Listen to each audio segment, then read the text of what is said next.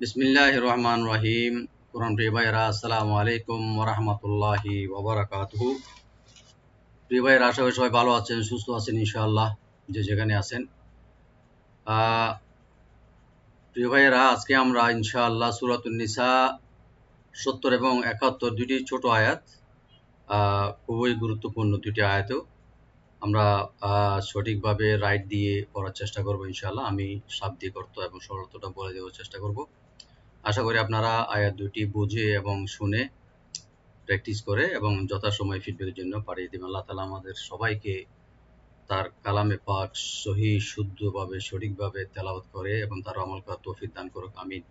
প্রিয় ভাইরা, এখানে দুটি আয়াত, একটি হলো একটা ৭০ নম্বর, একটা হলো ৭১।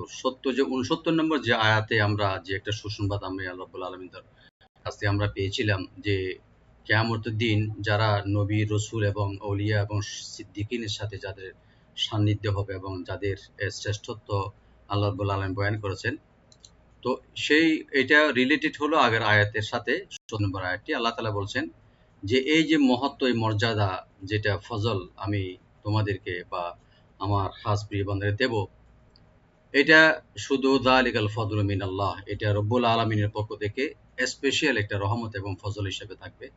এটা কোনো আমল বা নিজের বা কাজের উপর না, এটা ফজল হিসেবে আল্লাহ রাব্বুল আলামিন দেবেন। এবং আল্লাহ তাআলা লাস্টে এটা বলতে ওয়াকাফা বিল্লাহি আলিমা। তবে আল্লাহ রাব্বুল আলামিন প্রত্যেক মানুষের, প্রত্যেক নফসের অবস্থা সম্পর্কে আল্লাহ রাব্বুল আলামিন ভিতরে বাইরে, প্রকাশ্যে অপ্রকাশ্যে, মনে হৃদয়ে যা কিছু আমরা করতেছি সব সম্পর্কে আল্লাহ রাব্বুল আলামিন উনি অবগত আছেন।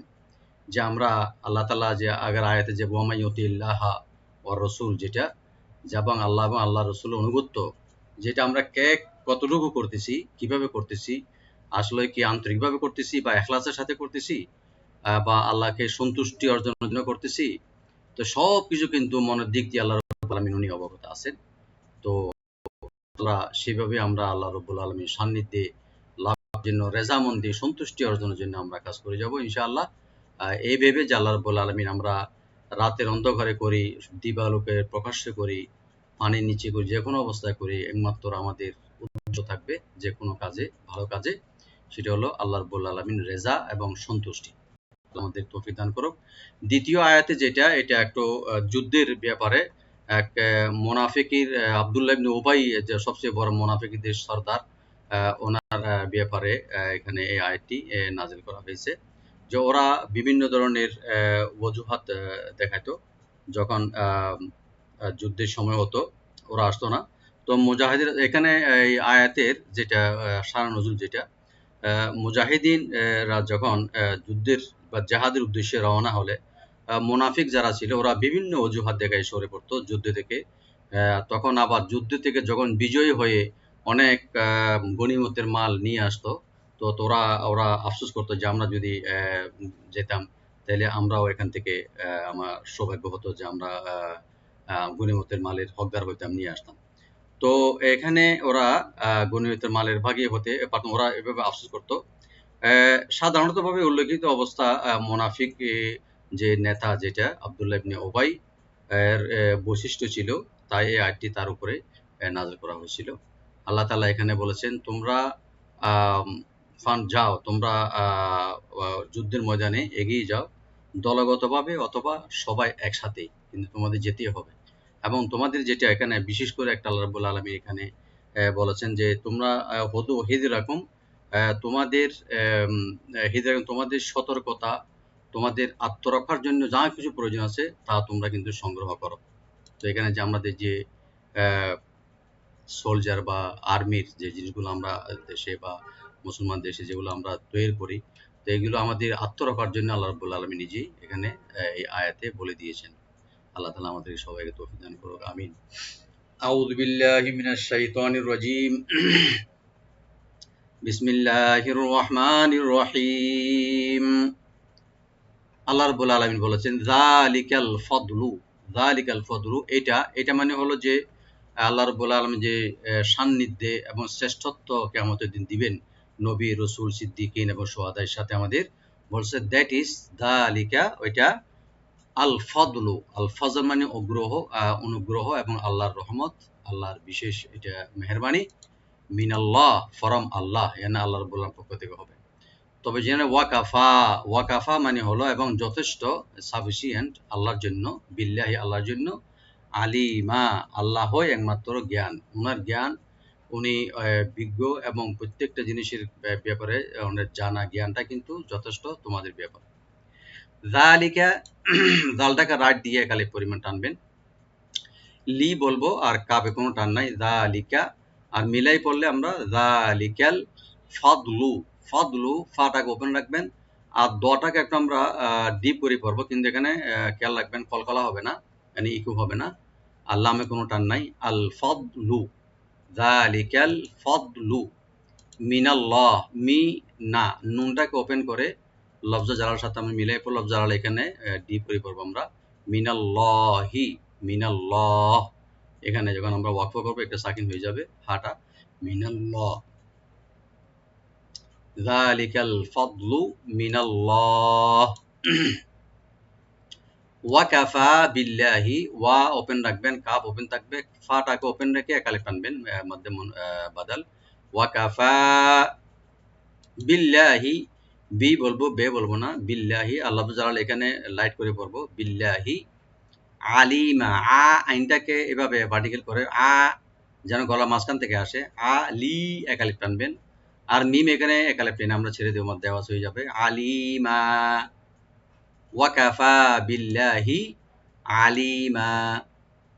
এরপর আল্লাহ রাব্বুল আলামিন দ্বিতীয় আয়াতে বলতেছেন, ইয়া আইয়ুহাল্লাযীনা, হ্যাঁ ঈমানদারগণ, ইয়া আইয়ুহাল্লাযীনা, ও হে আল্লাযীনা যারা, আমানু ঈমান এনেছো আল্লাহ রাব্বুল আলামিনের উপরে, না দেখে অদৃশ্য ঈমান যারা এনেছো, আমার উপরে বিশ্বাস স্থাপন করেছো, আল্লাহ রাব্বুল আলামিন এখানে হুকুম দিচ্ছেন, খুযু, খুযু তোমরা অবলম্বন করো, মানে টেক ওভার করো, খুযু হিযরাকুম, হিযরাকুম তোমাদের সতর্কতা, বা তোমাদের সতর্কতা, এভাবে যা কিছু দরকার তোমরা এটা অবলম্বন করো যুদ্ধের পূর্বে, এটা যুদ্ধে যাওয়ার পূর্বে। এরপরে ফান ফিরু, ফান ফিরু মানে হলো তোমরা বের হও, ফান ফিরু তোমরা মানে হরকত করো, বা এখান থেকে এক জায়গা থেকে যুদ্ধের জন্য তোমরা বের হয়ে যাও, ফান ফিরু সুবাতিন, সুবাতিন মানে হলো পৃথক পৃথক দলে, মানে পৃথক পৃথক গ্রুপে, গ্রুপ ওয়াইজ হিসেবে তোমরা বের হও, আও অথবা ইনফিরু, অথবা তোমরা বের হও জামিআন সবাই একসাথে। তো এটা দুইটা পদ্ধতি আল্লাহ রাব্বুল আলামিন প্রথমত এখানে অবলম্বন করে, সতর্কতা অবলম্বনের জন্য নিজের অস্ত্র শস্ত্র যা কিছু আছে নিজের আত্মরক্ষার জন্য সেটা ব্যবস্থা করতে বলা হয়েছে, এবং যুদ্ধে যাওয়ার পূর্বে হয়তো দলে দলে গ্রুপে গ্রুপে ভাগ হয়ে অথবা একসাথে সবাই বের হওয়ার জন্য আল্লাহ রাব্বুল আলামিন বলেছেন এখানে। আল্লাহ তাআলা আমাদের তৌফিক দান করুন বুঝার। ইয়া আইয়ুহাল্লাযীনা, ইয়া এখানে আমরা তিন আলিফ টানবো মধ্যে মুনফাসিল, আইয়ু হামজাকে রাইট দিয়ে ইয়াটাকে ডাবল করে আমরা রাইট দেব, আইয়ু হাল্লাযীনা, হাটাকে রাইট দিবেন গলার শেষ থেকে, ইয়া আইয়ুহাল্লাযীনা, আল্লাযীনা লাম ওপেন রাখবেন, জালটাকে একালে টানবেন রাইট দিয়ে, নুনে কোনো টান নাই, আল্লাযীনা আমানু, হামজাকে রাইট দিয়ে গলার শেষ থেকে এটা ওপেন করে বলবেন, যেন আইন যেন না হয়, মা ওপেন রাখবেন, নুন একালে টানবেন, আমানু, খুযু, খুযু খাটাকে অবশ্যই রাইট দিবেন, এই গলার শুরু থেকে খ, জালটাকে রাইট দিয়ে পড়বেন সফট হয়ে, খুযু একালে টানবেন জাল, হিযরাকুম, হিযরাকুম এই শব্দটা একটু খেয়াল করে পড়তে হবে, হিযরাকুম, হাটাকে রাইট দিবেন, জালটাকেও রাইট দিবেন, রা এখানে ডিপ হয়ে পড়বে, মানে মোটা মোটা করে পড়া হবে ডিপ করে, মিম সাকিন এখানে আমরা এজাহার করবো, স্পষ্ট করে পড়বো, এখানে গুণ হবে না,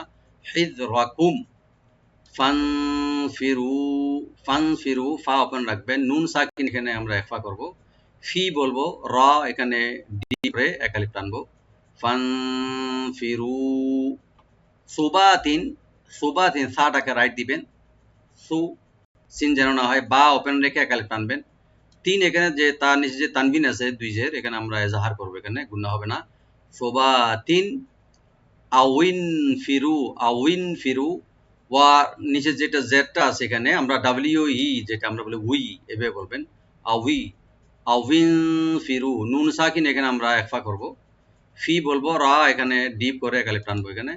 আউইন ফিরু জামিয়া, জামিয়া জিমটাকে অবশ্যই রাইট দিবেন, জিব্বার মধ্যখান তার উপর তালু, যা যা মি একালে টানবেন, আইনটাকে এখানে একালে পরিমাণ টেনে ছেড়ে দেবো আমরা মধ্যে আওয়াজ, জামিয়া এভাবে বলবো। আমি আরেকবার তেলাওয়াত করে দিচ্ছি। আউযু বিল্লাহি মিনাশ শাইতানির রাজীম, বিসমিল্লাহির রহমানির রহিম, যালিকাল ফাদলু মিনাল্লাহ ওয়া কাফা বিল্লাহি আলিমা। ইয়া আইয়ুহাল্লাযীনা আমানু খুযু হিযরাকুম ফানফিরু সুবাতিন আও ইনফিরু জামিআ। সাদাকাল্লাহুল আযীম। প্রথম আয়াতে যেটা সরল অর্থ, যেটা আল্লাহ তাআলা ইরশাদ করেছেন, এটা কেবলই আল্লাহ রাব্বুল আলামিনের, মানে আল্লাহর প্রদত্ত শ্রেষ্ঠত্ব তোমাদের জন্য। আর মানুষের অবস্থা সম্পর্কে আল্লাহ তাআলা বলেছেন, পরিপূর্ণ ওয়াকিফ হাল হওয়ার জন্য আল্লাহ রাব্বুল আলামিনের জ্ঞান যথেষ্ট।